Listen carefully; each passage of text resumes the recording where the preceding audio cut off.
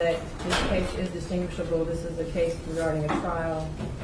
And the one thing I had highlighted in pink is the quote, "In this case, there was no physical evidence such as bloodstains or a weapon leading defendant to Joyce's death."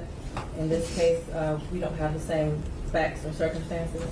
I do agree this is a circumstantial case, and circumstantial evidence is sufficient for a bind over and even conviction.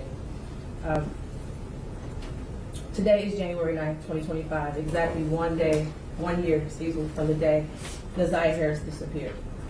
Before I get into the charges, and the main charge of premeditated first-degree murder, I have to speak on Neziah Harris and the community who failed her. And I am only presented with certain evidence. I don't know the whole story. The attorneys know more than me, the family knows more than me, but from what I have heard over the last 4 days and 5 days total, is that several people failed her. I don't know where her mother is. I don't know anything other than that she was forced to live in a home where she was not protected or given the adequate attention and love. I don't know where her father is. I don't have any mention of him in her life, no presence. To Cordell, AKA King, and all the men who saw Jarvis Butz hanging out and always around these young girls, including Neziah, and his 9-year-old daughter going up to the shop to clean up his shop. The school counselor who never showed up, or the person who was supposed to show up if that counselor was absent, after Neziah was on the floor on the day she went missing, saying that she needed to speak to someone and speak to a counselor. There's no mention of CPS, but I wonder what their involvement was over the years, because this was not just a 1-year thing. There are text messages at least from 2022. To her adoptive grandmother, Annette Harris, whose testimony, in my opinion, was very questionable. I understand why the people put her on the stand to establish Neziah's residence and the houses on Bedford and the regular routine, to establish also that Neziah was not a runaway child, that she was not a bad kid. I do believe she adopted Neziah. I do believe that she had 6 kids in the house.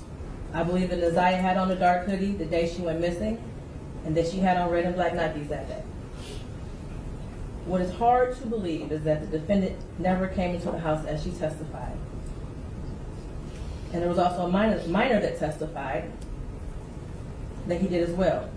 Text messages that show between him and Neziah that he did in the basement, saying he was going to the shower, stealing her panties.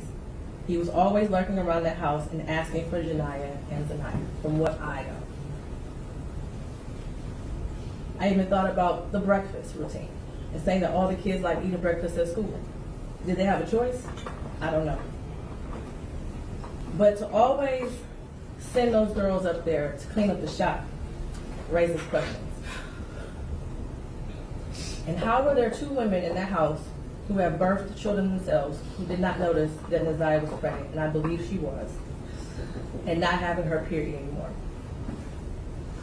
But then after hearing text messages today, begging Jarvis for pads as if she didn't have anyone else to give them for her. And what stood out the most was when Annette Harris stood on the stand, and she learned around 6 p.m. that Neziah did not come home from school, and said she looked around for her and decided to wait until the next morning to call the police. Without a tear, without emotion, or any expression of being devastated. And to her Aunt Shannon, who also showed no emotion, expression of being devastated from Neziah going missing. She stated that she had friends help look for Neziah, but was directed to just wait until the morning to call the police. A grown woman who likely suspected something strange going on didn't feel the need to call the police either. They were both able to go to sleep at night without hearing from Neziah or having any indication that she was coming home at night. And of course, the defendant, who I will get to in a minute. I don't know who else failed Neziah, but the community did. As far as the people establishing probable cause, I will focus on count 1 as it's been stated that there is no contention with counts 2 and 3.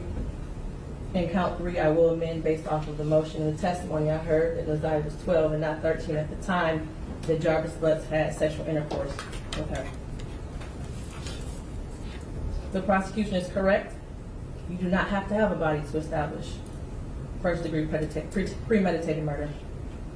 It would have been a much shorter exam had her body been found, but this is where we are. In the last 365 days, no text messages. We all heard today and yesterday that she was very active and frequently texted. No social media for a year. We heard through testimony that she was also active on social media. No phone calls, which she was also able to do according to testimony. No physical sighting of her by anyone. She never came back to school. No one has seen her. Medical records dated from July 2014 to October 2023 indicated that she had no life-threatening medical issues that would lead to a natural cause of death. The black hoodie found in the area of 7 Muhlenberg with her DNA and blood on it. The holes in the hoodie consistent with some sort of struggle, violence, or weapon being used. And we know that there were no holes in that hoodie when she wore it to school.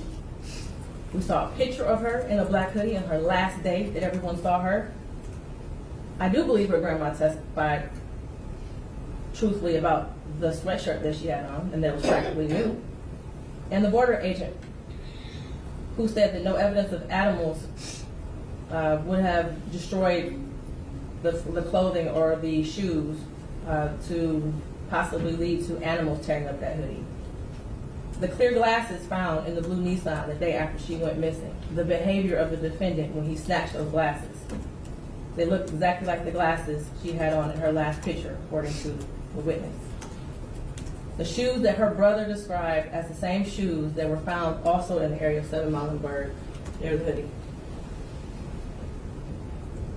While this is still probable cause, the evidence all points to Jarvis Butz. His locations, him being seen with her last, the abortion searches, the abrupt silence between the two of them in text messages, and the constant lies he told throughout the entire investigation. And they were proven to be lies with text messages and other testimony.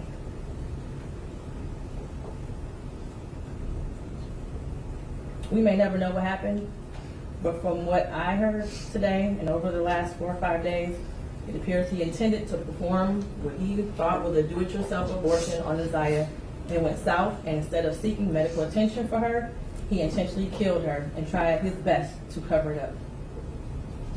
As much as I want her to be alive today, there is at least probable cause to show and believe that she's dead and that she was murdered by Jarvis Butz.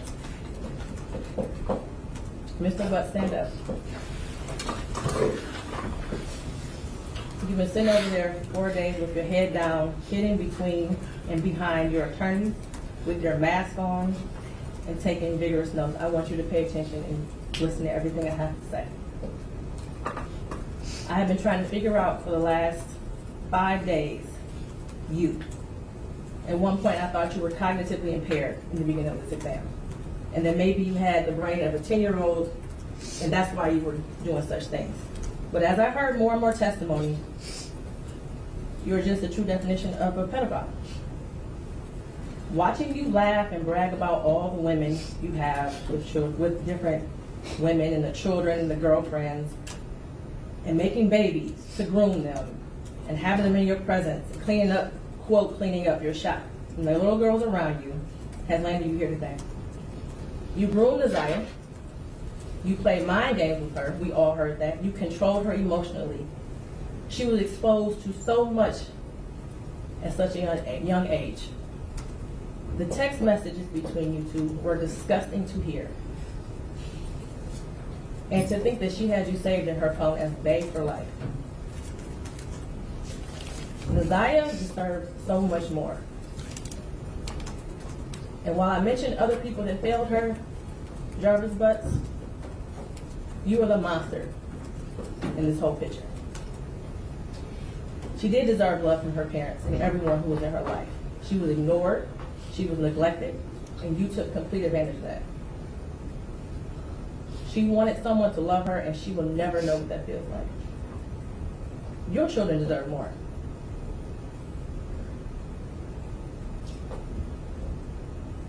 As much as defense counsel has raised issues on count 1, all that has done is raise the question of fact for the trier of fact, which means that this would be for a jury or a judge to hear at Third Circuit. I pray for the healing of all the victims and the young girls and possibly boys who have come into contact with you. As a community, we should look at this case as a prime example of how much work we have to do when it comes to protecting our children and especially our black girls. I pray for closure and healing for all those who have been traumatized by you.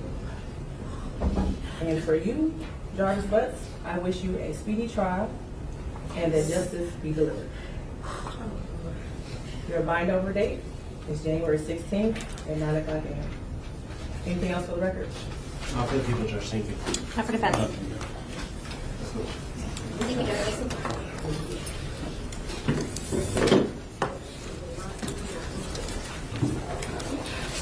Do the right thing and tell us where she's at, please. I'm sorry, Judge. Just do it, Jarvis. Where is she at, Jarvis? Just